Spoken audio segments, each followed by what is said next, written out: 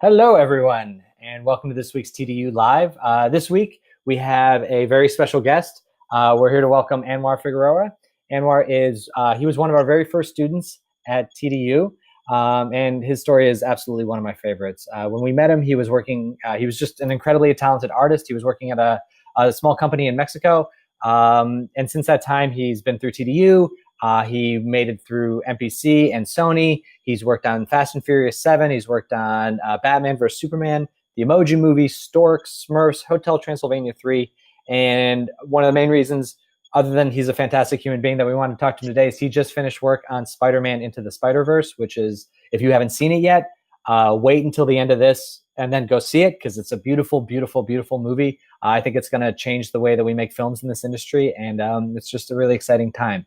And as many of you who have lit the TDU alley, Anuar is the guy who made it. He modeled it and textured it and lit it for the very first time. So more importantly than anything else, that's the one thing he's most well known for. No, I'm just kidding.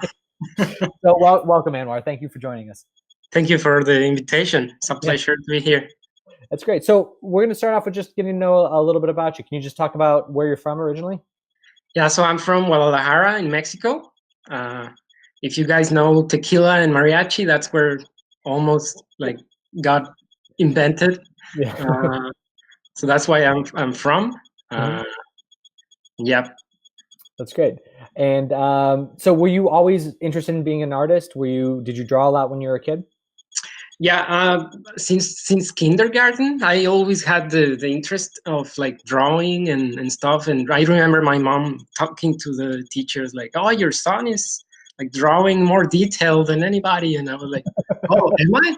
Yeah. So that like ignited a good like taste for like trying to be better at my drawings and yeah, I went from like doing a lot and then nothing, and then I starting to be like otaku. Like I started to look at Dragon Ball and stuff, and I drew those, and like I stopped, and then I went to college. Well, I mean high school, sorry, and yeah, I started going to more serious topics like landscaping and like figure drawing and stuff. So yeah, I've always loved that. So I think it's a thing that has like influentiated my work for sure. I can't hear you. Oh, sorry, there we go. I can hear you. I hit a button. That was me. What was your? So you were an artist when you were younger. How did you get into being in animation and VFX and a lighting artist? Like, what was your main? How did you get there? Well, yeah, I was trying to be a graphic artist. I started using Photoshop, and I just helped my father doing like graphic design and stuff. And I tried to go to college, like community college, 2 times without achieving it. I needed like 0.1 to get in.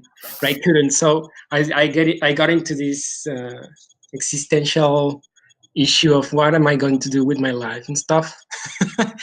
So I looked into more like paid college because something that I couldn't afford in that time.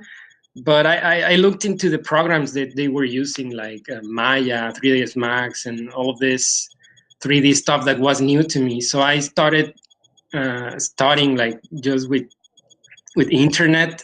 Like that's all I had, like internet connection, and I used that to learn like the basics, maybe a little bit more than basics. And then like a year after just doing this by myself, I started studying. I could afford like a year of college, but I already knew a lot of stuff. That might sound like I'm no, that's totally fine. No, it's one of those things that you start learning it on the side, and you realize as long as you get a good rhythm with it, yeah, you can learn it on your own. Good. Yeah, so I realized it wasn't worth it paying it. So I had to leave because I mean, apart from that, it was almost impossible to afford it. So I had to leave, and then I met a teacher there that had a TV advertisement company. It's called Exodo. It still exists in Mexico.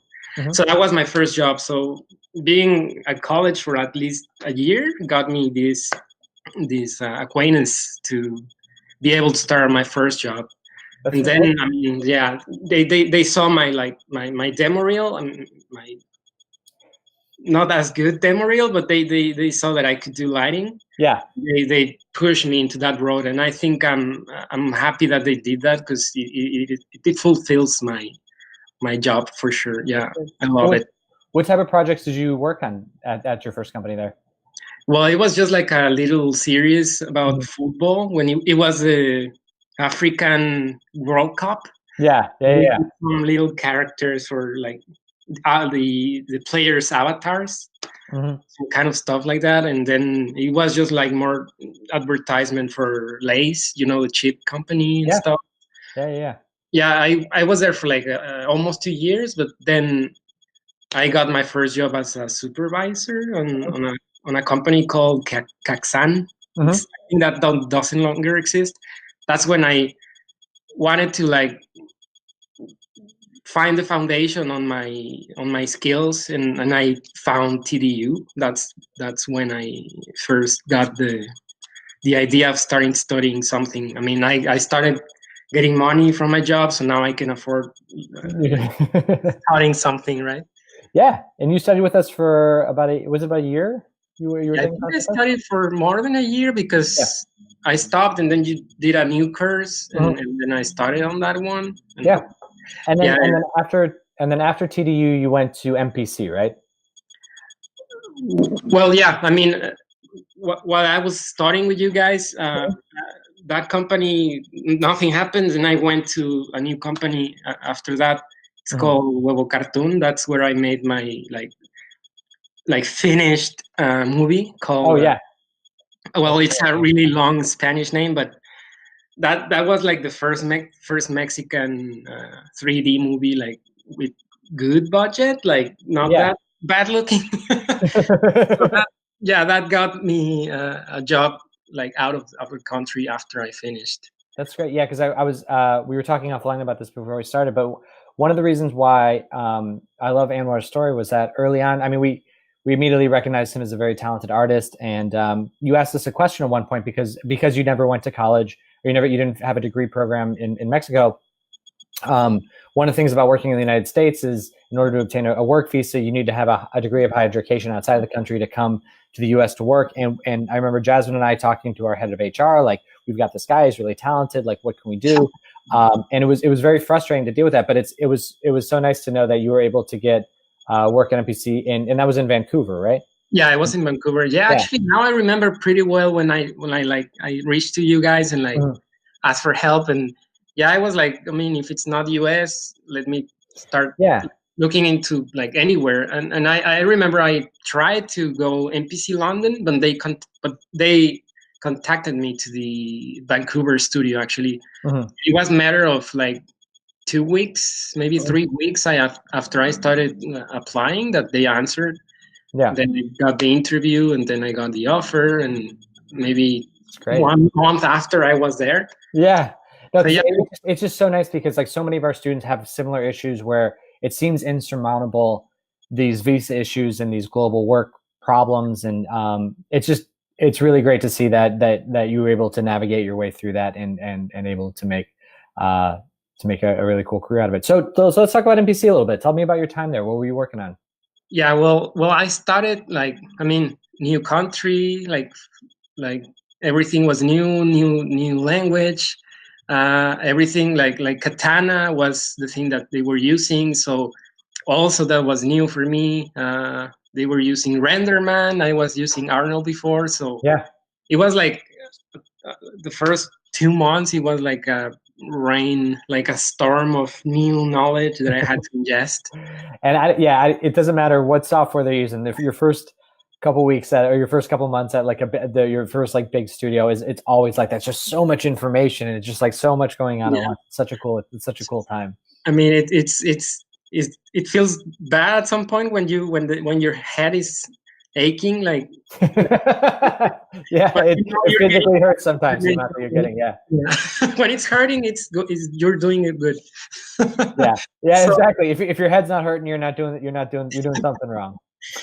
You guys always have to remember that you have to pay a lot of like put a lot of effort into learning and adapting to the shows and the new companies and stuff. So you have a better time producing shots instead of like learning on the go. And well, yeah, I mean, I spent there like 9 months. It was my first like experience going through a pipeline. Like I mean, we had a pipeline obviously in Mexico, but this was more like precise, and obviously they have been there for years. So having this experience of CG Soup and then the CG Soup shows to VFX supervisor, and like I learned all the the criteria they look for in a shot, and like you always think you know something, and then they let you know like everything's wrong, and they do it again, and like you eventually get the look what they want, and like you comfort yourself like, okay, I was able to do it, because at the beginning you just like, oh my god, this is crazy. Am I going to be able to do it? But yeah, there's a lot of I was just talking. There's a lot of imposter syndrome when you first get started. Like, I don't think I can do this. They're going to catch me. I can't actually do this. And then yeah. I think that's something that happens a lot. Like you tend to think you're not as good. And I was lucky to have you guys to let me know that I was going into direction and not like just going in circles. Yeah, when Jasmine and I say that, for anyone watching this, if we say that you're good, we don't lie about those things. Like, we generally, like I mean, I still have the imposter syndrome every day. Like, I was just showing something yesterday at work, and I was, same thing. It doesn't go away, but yeah, it's good to have other people that you can trust that can build up your self-confidence at times. Yeah, it's always good to ask for feedback and know where you are and what things you can improve as well. For sure. Okay, so tell me how you went from NPC over to Sony. Yeah, well, at some point, I think I spent more time than I needed to, like, working. It was like pretty intense hours. Yeah. On to the point that it was matter of health or keep working. And after Batman vs Superman, I had to like quit. Yeah. But before I leave, I started looking for another companies and stuff. So it was like actually perfect timing, because when I said like I couldn't do it more. I mean, it was just 2 weeks before finishing. It wasn't like I left the show. But I was like, okay, I need to leave. This is like, it was like almost 100 hours at some point. My God. Like weekly. Yeah. Hours you can do 100 hours every once in a while, but if you do it a week after, it's just grueling. That it was a lot. And I mean, they try to do their best. I'm not saying it's a bad studio, and I think it's getting better every time. But yeah, it was a decision I had to make. And then when I left, Sony like contacted me and had an interview, and it was just like jumping one to another. Like, I was lucky. I think I felt lucky. I don't know. You say that a lot, but I think you're okay. I think it's more than just luck for you. Okay, so how many films have you worked on in your time at Sony? There was Emoji, Stork, Smurfs, and so Spiderverse was number 5. 5, yeah. And now I'm the 6th. 6th, yeah. Yeah. So how long have you been there? At Sony? Yeah. Yeah, since January 2016. Okay. Wow, they're real. You guys are making a lot of productions. That's a lot. Yeah, you can stay pretty long there and not having to worry about any other job outside. And I mean, I had the advantage of not being on a, like, I don't have a family to like pay bills for, so I can afford like leaving for some months while another project comes, and then I just come back and stuff. That's good. So that happens as well for everybody here. So we have a question, and this actually will lead into the next thing, because I definitely want to talk about the Spider-Man film, because that I have a million questions. But Annie wants to know what's the biggest difference between working on a VFX film versus working on an animated film? Well, for me, apart from actually it was like a difference in companies, but I know that Sony and MPC talking about VFX are not that similar. But for example, on MPC, it is more technical and more based on what the VFX up it's looking for. Because we were based on like HDRIs a lot. Like I think it was more than enough, but sometimes it's what the show needs. So every shot we had to create a different HDRI and like be super exact with the location of the lights and the size of them and the distance to the camera. So every highlight on Batman's suit matched with the real one. Like had to be like super precise. So it takes you to a more technical side of it, as opposed to on Sony. I've known that people are more like open to just, I mean, you use an HDRI as a base, as a more ambient light, and then you just start to add lights where you need to get more volume characters and stuff. A bit technical, but now you start getting more artistic on this side. So now talking about animation, sometimes you even have the opportunity to like propose a look, take decisions on where light is coming from, like depending on the shots. So I think it's more artistic. Definitely, it's more artistic being on animation films. Versus the scientific technical of VFX films. Yeah, because on VFX you start to think a lot of, you know, pixel information, like how bright something is against the darks. And in animation, I mean, you can see it, you can see that, but it's also more like, okay, these colors look better together with these colors, and like trying to match color keys. I mean, it's way more fun than just right. I don't know, maybe people. No, it's all your personality. Some people love the very scientific approach of VFX, and the very exact nature of it, and some people like the less technical, more artistic animation side. That's a really, really good description of the difference between the two. I like that a lot. So keep the questions coming. I'll ask those at the end, but I do want to get to some stuff about into the Spiderverse. Sure. So, I just want to talk about so what was different about that film than any other film that you worked on? Is like, what was different, I guess, either technically or art wise versus one of the other films you worked on? I think everything was different. Like, everything. Like if you look into, I don't know, Storks, for example, I worked on, you always look into this big size lights to get soft shadows everywhere. And like, you always have to have these gradients on the walls, gradients on the face, you know, this pretty light.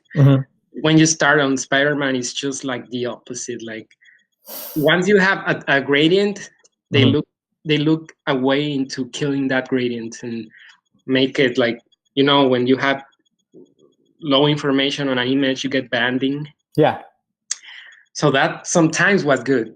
So like the banding. That's crazy. Yeah. So sometimes when stuff was too clean, they always wanted to break stuff. They always wanted to push saturations on like crazy levels. What did you guys use for reference? Was it comic books? Like what was the artistic? It was always comic books. I mean, you could work on Office places. And you see the walls like covered in comic book pages. We always were like looking into comic book pages, and you can see it on the images. Like you can see that there's like dots, like half toning that occurs on printing. You have these lines that occur on the shadow side of objects. All these little details, they took them from comics into animation.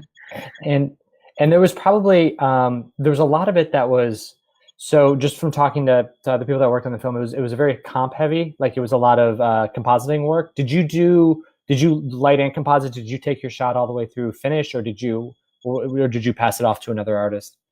There was both. I think there was so much work to do that at some point, like you could let your shot go to someone else.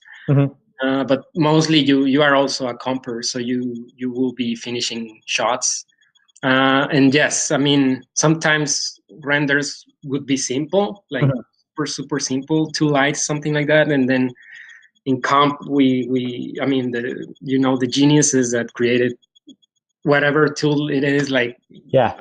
I don't know what they did there. It's just like formulas and stuff that you can implement on your shots and like do like crazy stuff. Like, I mean, like adding those dots depending on where the light hits. Like on the gradients, you would like have size of the size of the dots like changing.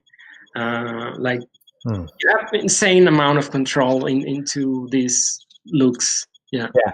Was it more of a artistic challenge or a technical challenge on this film? Both, because every sequence it was a new challenge and there was new tools to be used. You could like start using whatever you had at first, but then you realize there's something new that will do that in one step, and you were always like almost until the last day you were always like learning new stuff, and it was a big technical thing, but at the same time you were like demanded to do like take artistic decisions. So that show, if you're like technical oriented, you were always pushed into the artistic and vice versa.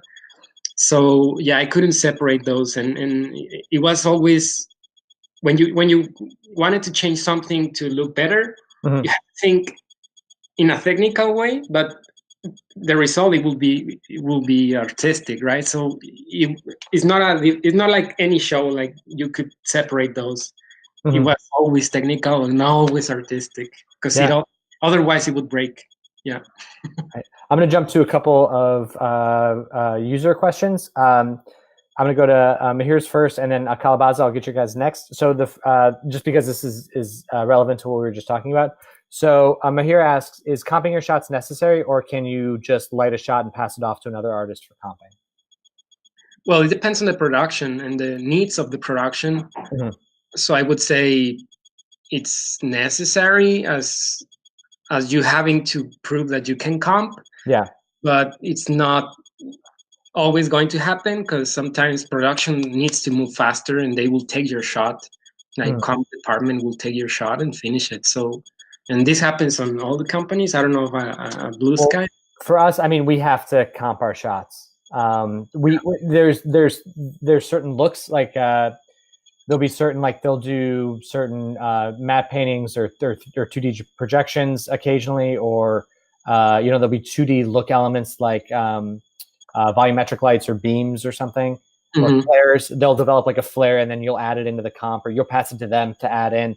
It's a little bit of working back and forth, but you're expected to build the comp yourself and get the general look going. Yeah, if you want to be a lighter, you always want to be capable of comping your shots. Yeah, that help you in the industry for sure. I always equate, because I used to be a photographer. It's like learning. It's like only taking photographs and not knowing how to use Photoshop and or any tools to finish your photographs. It's you need that. You need it to get over the finish line. Yes. Now Calabaza asks a larger question about. So they want to know, how many shots do you think is the minimum to start applying for work? Like when you were coming up, how many shots did you need? Would you recommend having to build a demo reel? Oh, well, more than shots, I would say minutes. I mean, I would say around a minute. Yeah. On the demo reel that I have that I used for Sony, I had almost 2 minutes. Maybe it was too long, but I just wanted to add the new stuff and like show them my progress. So I would say that around a minute at least. I never thought about the number of shots, but that would be a good question. Yeah, also. I think just the best shots, because we don't care about how many, we care about that they're really good. Yes. But sorry. I mean, I also always say that when you show a demo, I don't know how you guys tell the students to do it, but I always tend to put the best at the beginning, because that will keep people looking. Because we usually say the best at the beginning, second best at the end, and then go 3, 4, 5, 6. Like because you want to hook them, and then you want to finish with something good, and then you just kind of want to ramp up.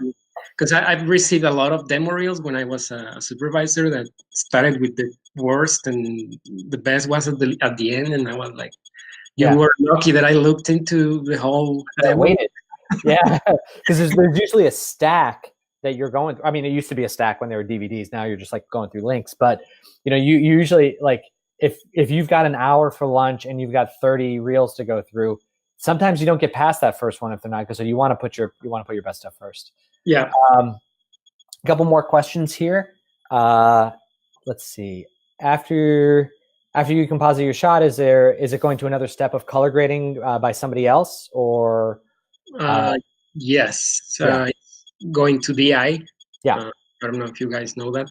Yeah, we don't really talk about it too much, but in films because we composite our shots, and I'm sure you guys do it too, where you match them to the surrounding shots, you make them look like the shot before and the shot after, so everything plays together well. But then after all the shots in the film are done, they get sent to DI to color grading, where they just, I've never been to that process, but it sounds like you just watch the movie over and over and over and over and over again, and you dial in the colors a little bit more, so that sequence to sequence can flow together in the whole film. But that's like some minor dialings and saturation. I think that just happens with the director and VFX supervisors and like the heads. Yeah, it's director. We do art director, VFX. Yeah, all those guys will head out there. And then Vidat wants to know: does your lighting demo reel exist? The one that you used to get your job at Sony, does that exist online somewhere? Because he wants. Yes. I don't know how to give you the link right now. That's okay. After this you can just email it to me, and I'll post it. So Vidat, look in this in the comment section. I'll add. You're a good man, Anwar, for doing that, because I think every time the demo reel I used to get the job at Blue Sky, I think I buried it and burned it somewhere. It's somewhere far away, just because Yeah. I mean, you meant the one that I used for Sony, right? Yes, the one that gets you the job at Sony. Still good. Yeah. Good. Okay, good. Yeah, you're a better artist than I am. That's good. No.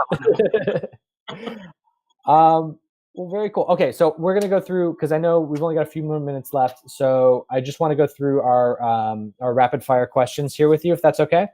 Sure. And if anybody else has any questions, go ahead and add them to the channel here, and I'll get to those. Okay. So, what was your favorite film as a child? The Goonies. Yes, that's a great movie. Sorry, I really like I know it's not like filled with effects and stuff, but it always made me happy. I'm such a sucker for a little kid buddy comedy movie. I think they're great. Yeah. Okay. Good. What sound or noise do you love or hate? I love the sound of rain. I hate the sound of people chewing. I'm so glad. If I was like eating during this whole interview and then you said that, I would have just.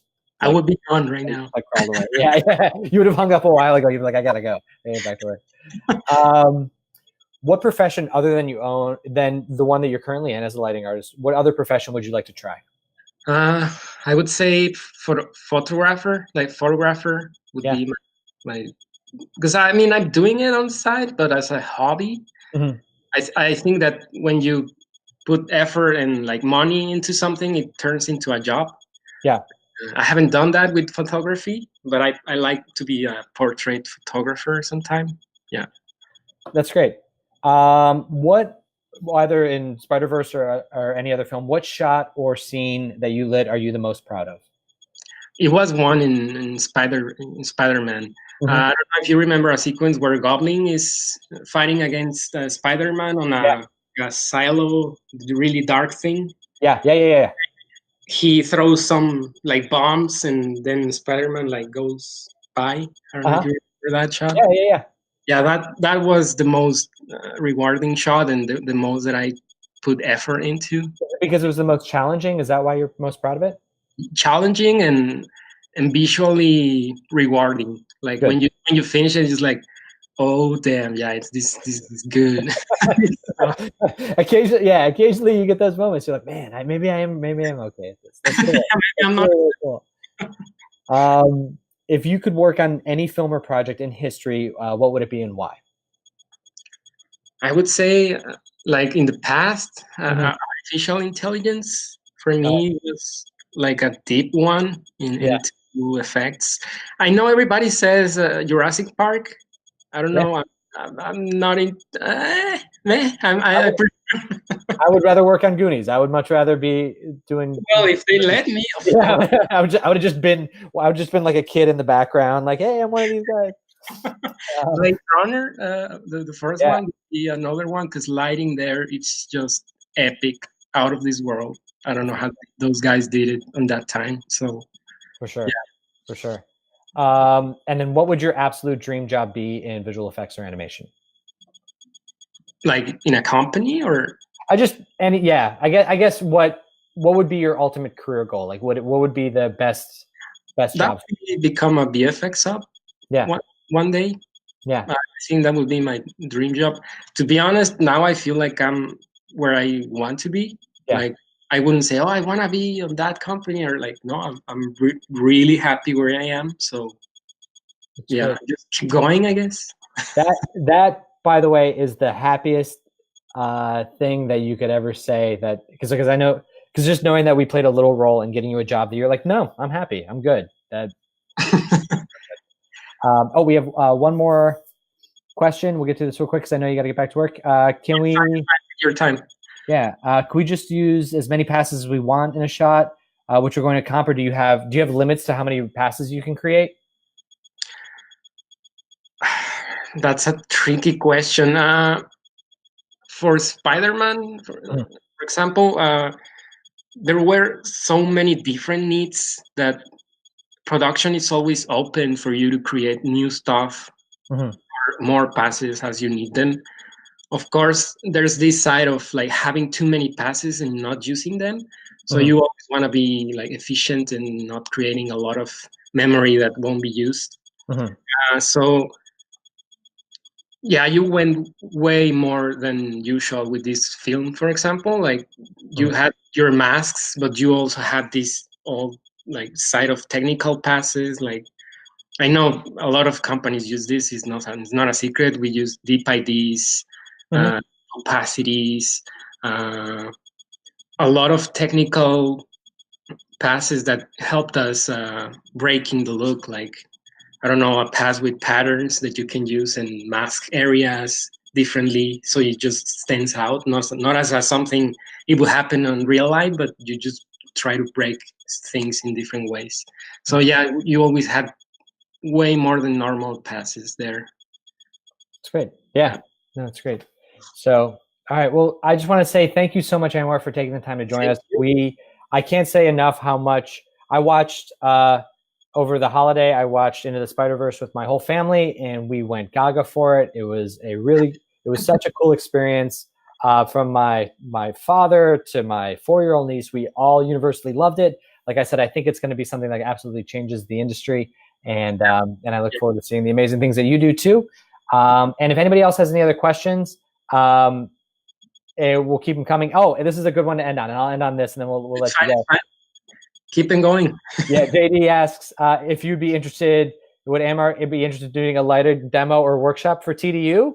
You guys let me know. Yeah. All right. Great. Okay. That's a great way to end it. If you guys have questions as you're watching this, please let us know. I'll contact Anwar because I'm going to be. Sorry for the technical difficulties there, guys, but I just want to say thank you very much to Anwar once again for taking the time to join us. If you have any questions for Anwar or anything about the presentation today, you can ask in the comments down below. I'll be more than happy to look into them for you. So in the meantime, happy lighting, guys.